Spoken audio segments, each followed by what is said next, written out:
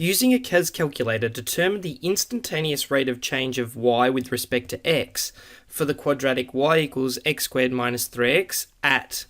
And for part A, we want to find the instantaneous rate of change at x equals -1. On the CAS calculator, go into the main menu. Next, what we need to do is type in the equation of the quadratic, which was x to the power of 2 minus 3x.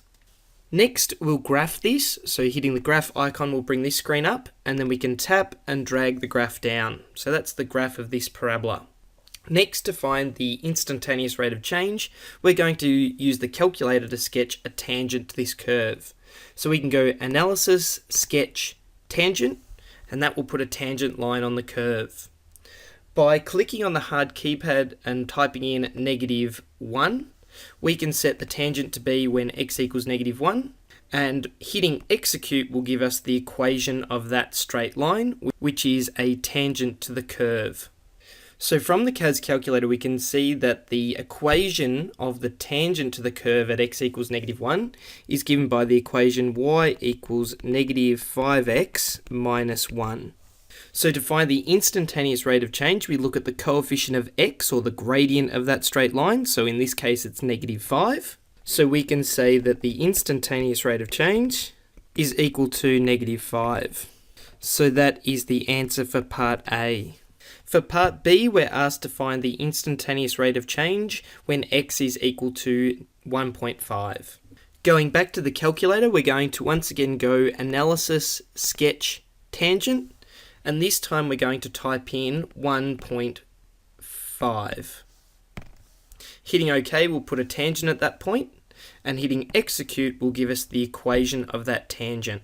So from the CAS calculator, we can see that the equation of the tangent to the curve was y equals -2.25. And because there's no x in this straight line, we know that the gradient must be 0. Therefore, the instantaneous rate of change is equal to 0. So that is the answer for part B. Finally, for part C, we want to find the instantaneous rate of change when x is equal to 2.8. Going through the same process again on the calculator, we'll click Analysis, Sketch, Tangent, and this time we're going to type in 2.8 because that's the x value where we want the tangent to be sketched at.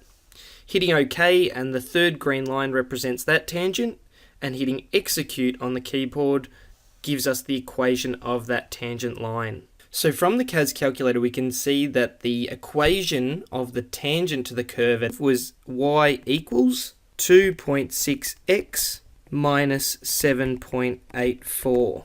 So by inspecting the coefficient of x, which is the gradient of that straight line, we find that the instantaneous rate of change is equal to 2.6.